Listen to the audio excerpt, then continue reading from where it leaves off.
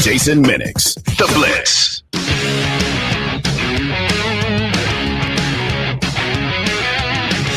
It is The Blitz here on San Antonio Sports Star, ESPN AM 1250, 94.5 FM. I'm Jason Minnix. Glad to have you along on a Tuesday afternoon. The UIW, they kick off the season Thursday night. Feels like they just ended the spring season. Eric Morris, head football coach for the UIW Cardinals, joining us now on The Blitz. Coach, does it feel like pretty quick turnaround? Holy smokes, that was fast. Well, it seemed like we were just talking couple weeks ago, and here we are again. So ready or not, here we go. You know, and they say that. I mean, I know it was a short off season, but what we failed to do was get together and do some grilling during the off season. You kind of promised that. There might have been a little challenge in there. I know you had to go on vacation, but then it was right back to practice. I know, yeah. When we talked about it with our athletics department office, and then unfortunately, you know, about a month ago, I don't know if it's COVID-19 or COVID-21, but it hit again, and they closed campus down again, and the restrictions were placed back on us. So it's definitely going to happen in the future, I promise you.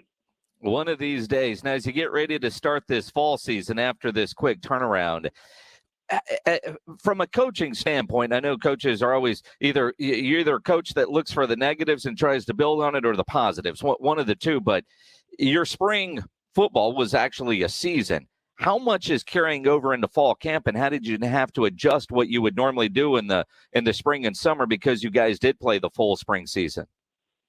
You know, I think as coaches we were nervous about it, and really since we've gotten through it, that's been the extent of it. You know, I've asked our players, you know, have our leaders come in from time to time just to really gauge, you know, how their bodies felt, if the energy was there, if we're lifting too much, if there's been too much practice, you know, have they recovered enough? So the players have been fine. You know, I mean, we played 6 games, and then we're able to give them a month off, come back in June and July, and really hit the weights heavy again. And they feel great. So we practice a ton. We have a bunch of young guys that have got a ton of reps. And, you know, this is definitely the deepest roster that we've fielded so far, and so excited about what's to come this fall. Eric Morris joining us here on The Blitz on San Antonio Sports Star, ESPN AM 1250 and 94.5 FM. UIW opens on the road Thursday against Youngstown State. We'll talk about them specifically in a moment, but a lot of changes in the Southland Conference with some realignment and, you know, teams that have moved on and all that kind of stuff. And I'm looking at the schedule. And you play everybody, it looks like, twice, home and away, which is weird to see in a football schedule. How different is it, and how much does that change your normal season preparations? Yeah, it's bizarre. And I tell you what, you know, kind of uncharted territory for college football coaches. So, you know, I called Coach Kingsbury this offseason and just try to pick his brain. He's kind of the only person I know that has faced, you know, the same opponent multiple times in a year like they do in the NFL. And so he started laughing and said, yeah, whatever works really good the first time, it doesn't work at all the second time. And so, yeah, you know, it's going to be interesting, but it's going to be interesting for everybody. You know, everybody's going to have the same challenges in front of them. And so still some really good quality opponents. But, you know, I think just kind of where we sit with our roster right now with bringing our quarterback back after 6 games, I think we got a chance to really make some noise and push to win the conference.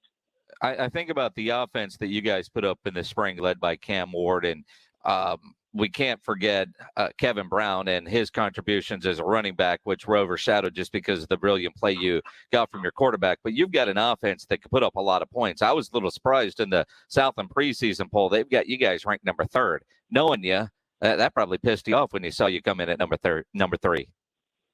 Yeah, definitely some good bulletin board material. We got to go prove ourselves. Those 2 teams from Louisiana have done a great job the last couple of years. And so I think that our guys they're eager right now. They're hungry. Our defensive staff has done an incredible job this offseason. We know there are some shortcomings. We've addressed it, and they've hit it full steam all summer long. And so, you know, we've added some transfers on the defensive side of the ball, defensive end from TCU and another kid from Austin Peay. Another cornerback from Austin Peay, both guys that were all conference there last year, and then a kid from TCU that's played a ton. So we've made some adjustments. Hopefully we can get through this COVID stuff. You know, we're 93% vaccinated right now, which I'm really excited about. And so our kids are taking it seriously. Obviously, there's going to be hiccups. I mean, COVID's still around, but hopefully we can get through it a lot cleaner than what we did last year. 93%, and that's a really nice number when you think about a lot of teams. And I know at the NFL level, they wanted teams above 85%. How difficult of a conversation is it from coach to player for the player that does not want to get vaccinated? Yeah, and two, it's just not my expertise at all. And so, what I've done is I've tried to get doctors involved in it. And so, I think they know the science, they know the facts better than I do. So we hosted Zoom meetings when this first started, the whole topic of getting these players vaccinated. And we invited the players' parents to get on the Zooms as well.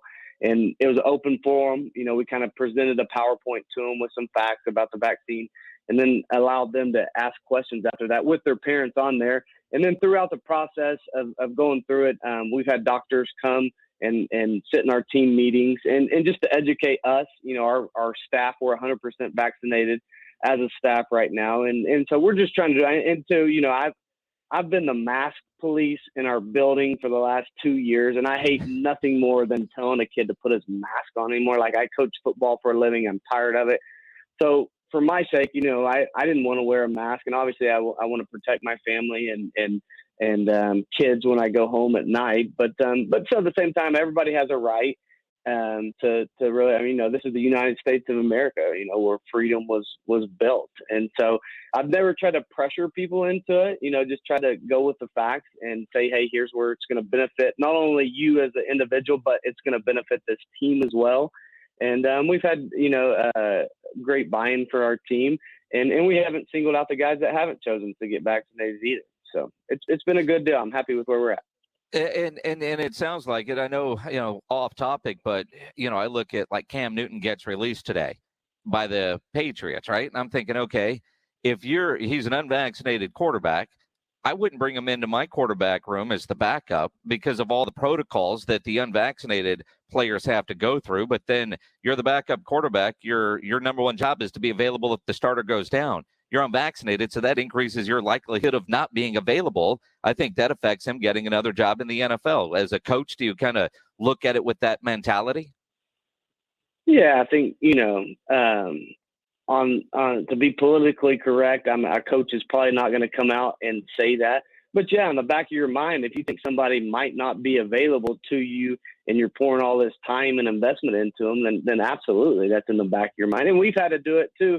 We sit in meetings as a staff and we have to have a plan for these unvaccinated guys that we know are getting tested. Just the NCAA now, if you're vaccinated, you're not tested, your protocols are totally different.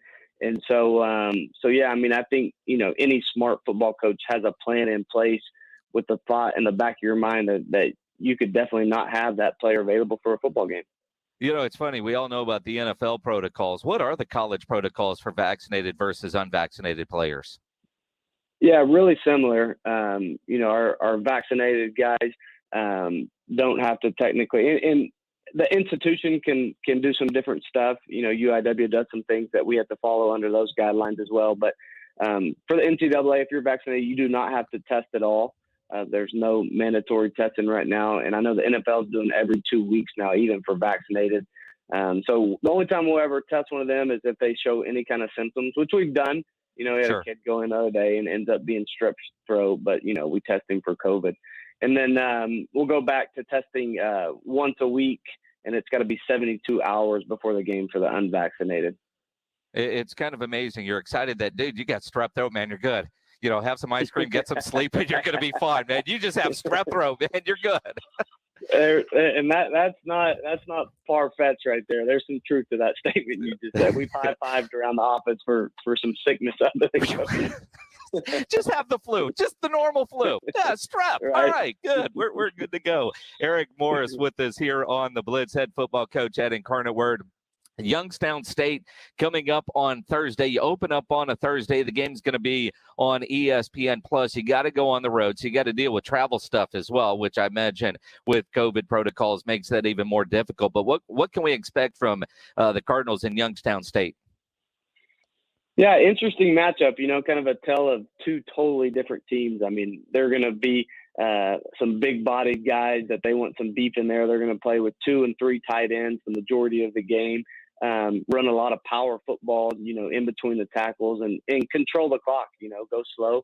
And then obviously when you see us, we're going to go as fast as we can, and we're going to have a ton of speed on the field and try to get it to our playmakers in space and let Cam Ward kind of spin it all over the yard and try to get Kevin Brown in space in the middle. And so, we have to be smart. I thought, last year offensively, although, we were the number 1 offense statistically in all of FCS last year, I thought at times we could have done a better job at kind of protecting our defense, especially when we build a lead and be able to slow the game down a little bit. So we added some tight ends to our system this year, signed 2 of them. I've really liked it so far. And so you'll see probably a little bit more tight end play from us, but we're not going to change what we do offensively at all. And so it'll be an interesting matchup with 2, just totally different philosophies.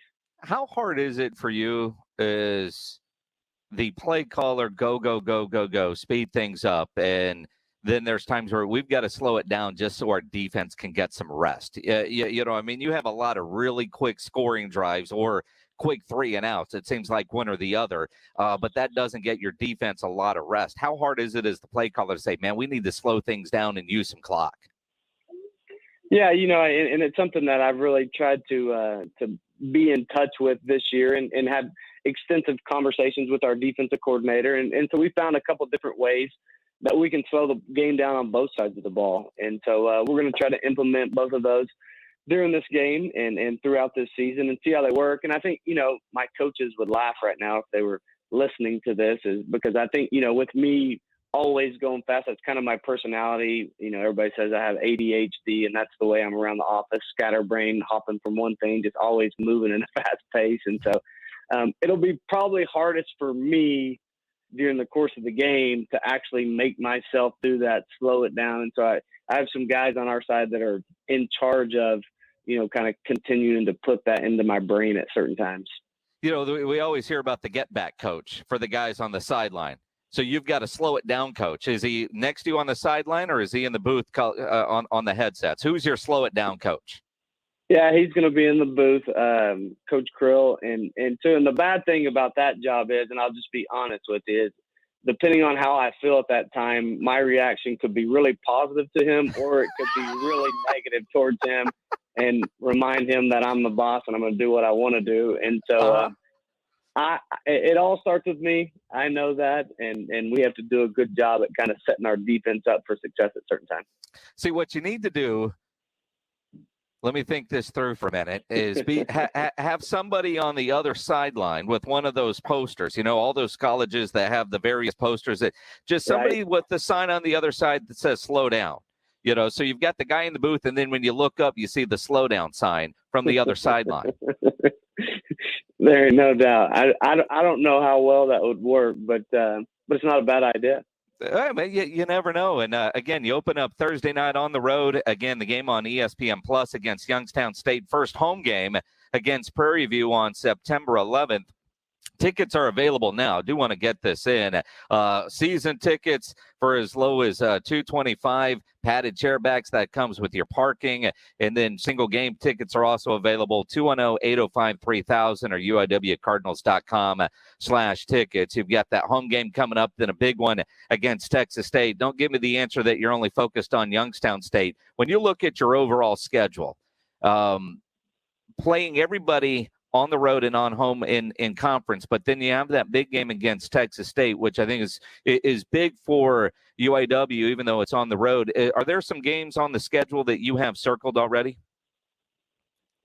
Yeah, I mean, I know it's cliche, but yeah, I mean, we need to go out. I mean, I think we have a legitimate shot to win every game that we're going to play in this year, and which is exciting to me as a coach right now. And Texas, I'm glad that we get to see them a couple times on tape because, I know Coach Spavital over there. I've known him for a long time. And, I think they've done a great job at getting some transfers this year. And so it'll be good for us to kind of measure up and see what they have going into that game and not just playing them the first game out of the season. But anytime for us to just go, 25 miles down the street and play, a bigger opponent like that and to give our kids to compete on a bigger stage I think it's unique and exciting. And so, it gives us a chance. It's basically a home game for all of our, fans around here to be able to drive up and experience that atmosphere. But yeah, I mean, I would say, that's our only FBS opponent this year. Anytime, I think a FCS team can upset a FBS team, that's something that you always look forward to. Absolutely. Well, and I think about you and Jake seem to have the same philosophy. I mean, that might be a 5-hour game with, 125 combined passes in that game, right? Yeah, there's no doubt. We coached under the same people. He was actually a graduate assistant at Houston before I was, so I actually took his job, and we both coached under Dana Holgerson and Cliff Kingsbury, so our tree goes way back, and he's a great friend of mine. Yeah, that's good stuff. Well, Coach, good luck Thursday night against Youngstown State. I'm glad that we're going to do this during the fall football season as well. You were on every week during the spring season. Normally, we're going to have you on every Thursday, but since you play Thursday, we're doing it today because apparently you didn't want to do something like this on a game day. Oh, there's no doubt. And Coach Traylor told me this summer it's okay to wear hats in interviews, and so we're gonna start a little trend too. Can have the best hat game through the court. I went over to golf today. Got this new hat from our golf program. Just came in, so nice. We'll see if he can up his game than the regular old bird when he's out on forever. We will see it. Good stuff, Coach. Always appreciate it. We'll talk to you next week. Good luck on Thursday. Thanks, Jason. You have a good one. Appreciate it. Eric Morris, head football coach at UIW. And again, football season tickets are available. Just call the UIW ticket office, 210-805-3000, $225 reserve section season tickets. That's your padded chairbacks, includes your parking. They have single game tickets available. And I tell you what, one way to upgrade that game day experience, add that Cardinal Club membership. There might be beer involved in that. Again, 210-805-3000 is the number. Just go to the website, uiwcardinals.com.